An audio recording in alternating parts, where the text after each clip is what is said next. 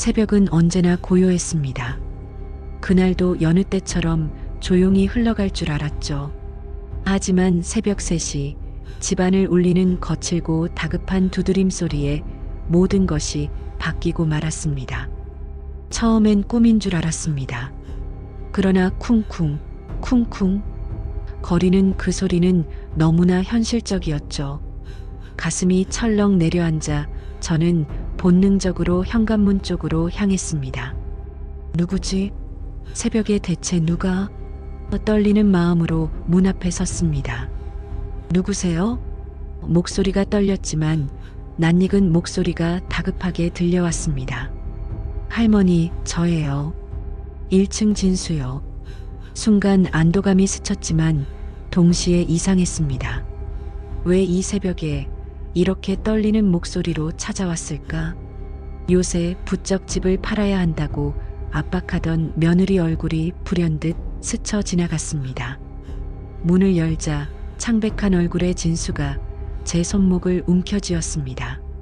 할머니, 빨리 도망가세요. 그의 눈은 두려움으로 가득했고 이마에는 식은땀이 송골송골 맺혀 있었죠.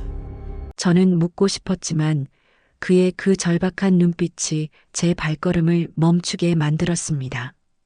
계단을 내려오는 내내 그의 손은 덜덜 떨리고 있었고 그 떨림이 저에게 고스란히 전해졌습니다. 우리는 건물 뒤편 골목으로 빠져나왔습니다.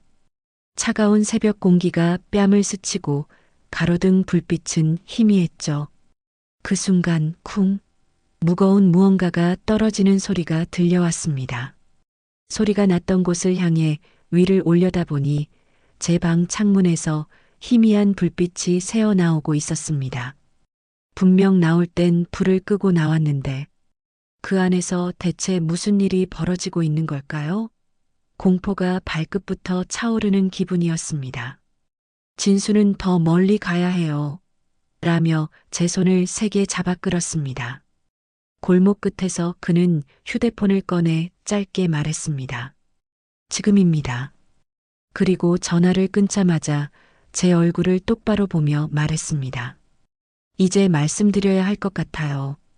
할머니, 지금 집은 안전하지 않습니다. 그리고 그 이유는 생각보다 훨씬 더 충격적일 겁니다. 저는 당황한 채 고개를 끄덕였습니다. 진수는 숨을 몰아쉬더니 조심스럽게 입을 열었죠.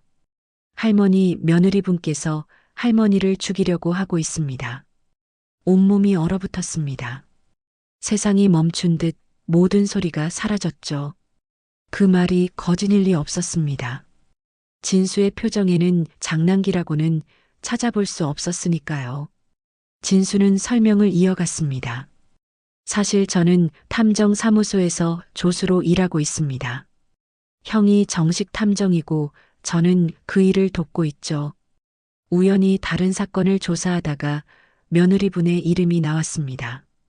보험 사기 사건과 관련된 기록이었죠. 저는 처음에는 믿을 수 없었습니다.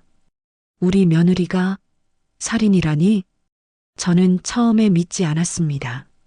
하지만 조사를 이어갈수록 모든 연결점이 드러났습니다. 할머니, 며느리분은 이전에도 3번의 결혼을 했습니다. 놀랍게도 3명의 남편 모두 결혼 1년 이내에 사망했고 그녀는 모두의 보험 수익자였습니다. 저희 기록에는 이 죽음들이 사고사나 병사로 처리되었지만 하나같이 의심스러운 정황이 남아 있었습니다. 첫 번째 남편은 갑작스러운 화재 사고였는데 유독 며느리만 상처 없이 집을 빠져나왔습니다. 두 번째 남편은 심장마비였는데 부검 소견에 미세한 독성 물질 흔적이 있었고요. 세 번째 남편은 교통사고였는데 브레이크에 문제가 있었다는 기록이 있었습니다. 숨이 막혔습니다. 이번에 4번째 대상이 바로 할머니의 아드님 준노 씨였던 겁니다. 그 말을 듣는 순간 제 머리는 하얘졌습니다. 그럼 나까지? 진수는 무겁게 고개를 끄덕였습니다. 네, 할머니. 아드님이 돌아가신 뒤에는 할머니가 가진 집과 재산이 최종 목표일 겁니다. 이미 며느리분은 요양원 이야기를 꺼내며 집을 팔도록 압박했잖아요. 그 모든 게 치밀하게 계획된 일부였습니다. 저는 분노와 두려움에 몸을 떨었습니다. 하지만 동시에 진수가 있었다는 사실에 안도했습니다. 그 덕분에 제가 살아남았으니까요. 하지만 아직 끝이 아닙니다. 이제 시작입니다. 진수는 덧붙였습니다. 우리는 가까운 찜질방으로 향했습니다. 따뜻한 불빛에 긴장이 조금 풀렸지만 진수의 말이 계속 귓가에 맴돌았습니다. 이제 시작이라고. 도대체 무엇이 시작된다는 것일까요? 찜질방 로비에 앉자 진수는 더 심각한 얼굴로 말했습니다. 며느리분과 아드님은 이미 한 팀이 되었습니다. 오늘 새벽에도 실제로 할머니를 해치려던 시도가 있었고요. 순간 충격에 정신을 차릴 수 없었습니다. 내 아들이라니. 아들 준노가 어떻게 그럴 수 있단 말입니까? 진수는 조심스럽게 추측했습니다. 저희가 알기로는 아드님이 사업 실패로 큰 빚을 졌습니다. 며느리분은 아마 그 빚을 갚아주는 대가로 공범을 제안했을 겁니다. 돈 때문에 어머니를 버린 겁니다. 그 순간 휴대폰이 울렸습니다. 진수의 형, 민우 탐정이었습니다. 그는 저를 지켜줄 준비가 되어 있다고 했죠. 우리는 CCTV와 녹음 장비가 설치된 안전한 곳, 사무소에서 머무르기로 했습니다. 민우는 외모부터 진수와는 달랐습니다. 냉철하고 단호했죠. 민우와 진수는 계획을 설명했습니다. 며느리와 아들이 다시 움직이도록 유도한 후 현장에서 증거를 잡는다. 민우는 강조했습니다. 법적으로 확실히 잡으려면 현행범으로 잡아야 합니다. 그래야 며느리의 모든 과거 범죄까지 엮어서 영원히 격리시킬 수 있습니다. 저는 무서웠지만 동시에 결심했습니다. 더는 당하지 않겠다. 평생을 지켜온 집과 제 삶을 빼앗기지 않겠다. 이제 저는 단순한 할머니가 아니었습니다. 살아남기 위한 싸움꾼이 되어야 했습니다. 민우는 구체적인 계획을 내놓았습니다. 며느리가 아마도 독을 사용해 자연사처럼 보이게 할 거라는 겁니다. 음료수나 음식에 섞으면 누구도 의심하지 않을 겁니다. 몸이 떨렸습니다. 저는 침을 삼켰습니다. 그럼 그들이 준 음식을 제가 직접 받아야 한다는 뜻인가요? 진수는 고개를 저었습니다. 아닙니다. 저희가 미리 바꿔치기 할 겁니다. 할머니가 위험에 처하지 않도록 모든 준비를 하겠습니다. 하지만 중요한 건 할머니가 연기를 해주셔야 합니다. 아무것도 모르는 듯 행동하고 그들이 준비한 것을 받아들이셔야 합니다. 저는 잠시 망설였습니다. 내 아들이 건네는 독이 든 음식을 받아야 한다니 피가 거꾸로 솟는 기분이었습니다. 하지만 살아남기 위해 그리고 그들을 막기 위해 연기라도 해야 했습니다. 저는 무거운 마음으로 고개를 끄덕였습니다. 다음 날 제가 살아있다는 소식이 소문으로 퍼지자 며느리는 당황한 기색을 보였다고 합니다. 그리고 마침내 그녀가 전화를 걸어왔습니다. 어머님, 괜찮으세요? 목소리는 걱정으로 가득했지만 저는 그 뒤에 숨어 있는 차가움을 느낄 수 있었습니다. 네, 괜찮아. 집이 조금 어수선하긴 하지만 큰 문제는 없어. 제가 태연하게 대답하자 그녀는 다음 날 직접 찾아가겠다 했습니다. 전화기 너머로 그녀의 초조한 숨소리가 느껴지는 듯 했습니다. 그날 밤 민우는 장비를 챙겼습니다. 소형 카메라, 녹음기, 그리고 혹시 모를 상황에 대비한 호신용 스프레이까지. 진수는 비상벨을 제 손에 쥐어주었죠. 혹시라도 위급한 순간이 오면 이걸 누르세요. 경찰이 바로 출동할 겁니다. 가슴이 두근거렸습니다. 이게 정말 잘 될까? 민우는 단호했습니다. 걱정 마세요. 저희가 다 준비해 놨습니다. 중요한 건 흔들리지 않는 겁니다. 할머니는 그냥 자연스럽게만 계시면 됩니다. 다음 날 오후 드디어 며느리와 아들이 집에 들어섰습니다. 미소 짓는 얼굴, 그러나 차가운 눈빛. 그들이 내민 것은 작은 병에 든 홍삼 음료였습니다. 몸에 좋으니 드시라는 말에 제 손이 떨렸죠. 저는 그 순간 화장실에 다녀오겠다 말하며 옷으로 가린 채 비상벨을 눌렀습니다. 하지만 아무 일도 일어나지 않았습니다. 민우와 진수는 오지 않았죠. 그제야 깨달았습니다. 나는 지금 혼자구나. 그들이 내게 준 것은 단순한 음료가 아니라 내 아들이 건넨 죽음의 초대장이었습니다. 포기할 수 없었습니다. 저는 병을 받아들고 손이 떨렸지만 태연하게 마시는 신용만 했습니다. 그리고 화장실에 가는 척하며 몰래 변기에 따라버렸죠. 다행히 독극물은 특별한 냄새가 나지 않았습니다. 돌아와서는 소파에 앉아 멀쩡한 얼굴을 하고 있었습니다. 며느리 미란이는 계속 웃으며 제 상태를 살폈고 아들 준노는 무표정하게 휴대폰만 만지작거렸죠. 그들은 내가 곧 쓰러질 거라고 생각했을 겁니다. 숨막히는 시간이 흘렀습니다. 10분, 20분 시간이 지나도 아무 일도 일어나지 않자 며느리의 표정이 서서히 굳어지는 것이 보였습니다. 그녀는 억지 웃음을 지으며 다시 물었습니다.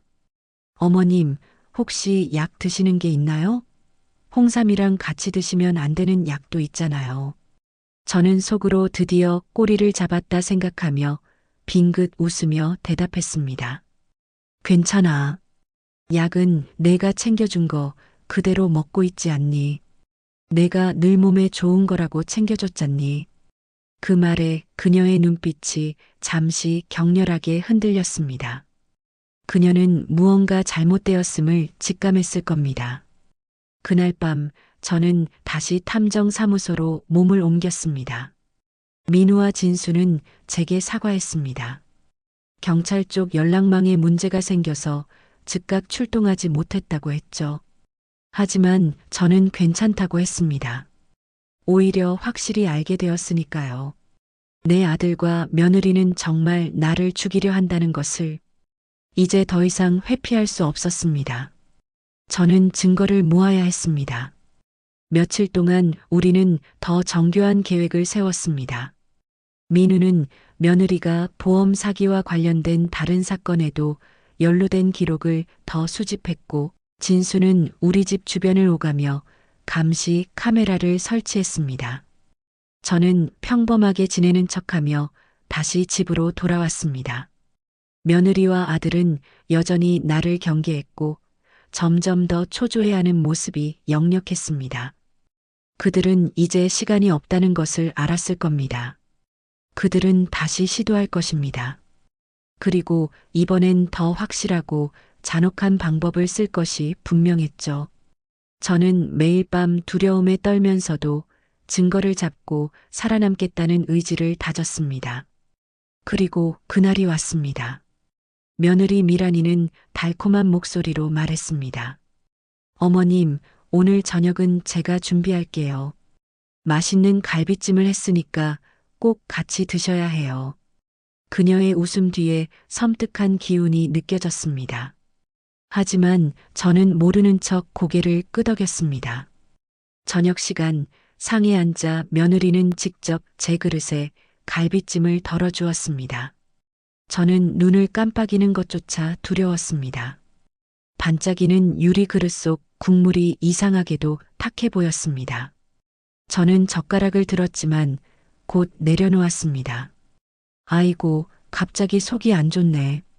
잠깐 물 좀 가져다 주겠니? 제가 등을 돌려 물을 마시는 척하는 찰나의 순간 진수가 숨겨둔 초소형 카메라가 그 광경을 포착했습니다.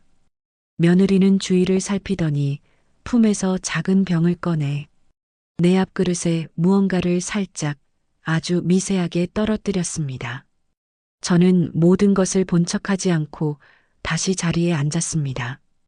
그리고 작은 한 입을 뜨는 신용만 하고는 숟가락을 내려놓았습니다. 속이 조금 불편하다. 먼저 방으로 들어가 눕겠다. 미란이는 저의 반응을 살피기 위해 집요하게 침묵했고 아들은 그 옆에서 눈치를 보며 휴대폰을 만지작거렸습니다. 그들은 제가 방으로 들어간 후 방문 앞에서 귓속말을 나누더니 서서히 방문 쪽으로 다가왔습니다. 그 순간 경찰입니다.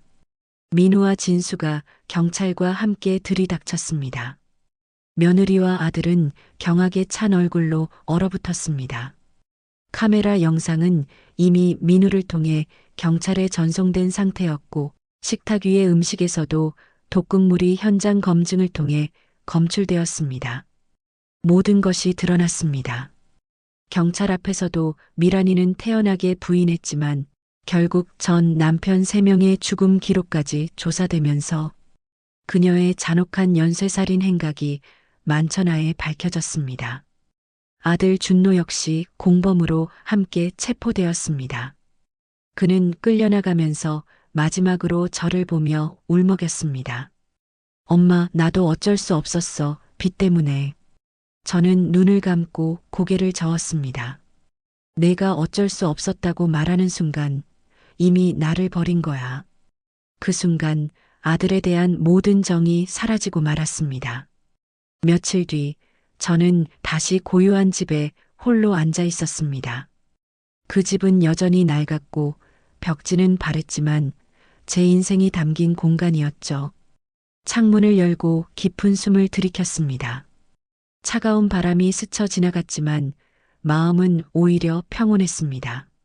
나는 살아남았고 진실을 밝혀냈습니다.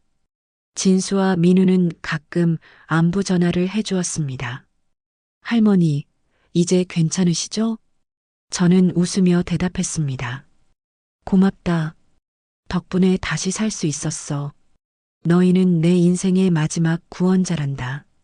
그 말은 단순한 감사가 아니었습니다. 내 인생의 마지막 순간을 지켜준 두 청년에게 바치는 진심이었죠. 저는 이제 더 이상 단순히 보호받는 노인이 아닙니다. 스스로를 지키고 끝내 살아남은 증인이죠. 세상은 언제나 예상치 못한 순간에 얼굴을 바꾸고 가장 가까운 이들이 가장 큰 적이 되기도 합니다. 하지만 동시에 뜻밖의 이들이 구원자가 되기도 하죠. 내게는 진수와 민우가 그랬습니다. 고통 속에서도 진실은 드러나고 배신 속에서도 희망은 남습니다. 그리고 저는 오늘도 이렇게 살아 있습니다. 이 이야기를 통해 누군가가 경각심을 갖게 된다면 나의 고통도 헛되지 않을 것입니다. 그것만으로도 충분히 감사합니다.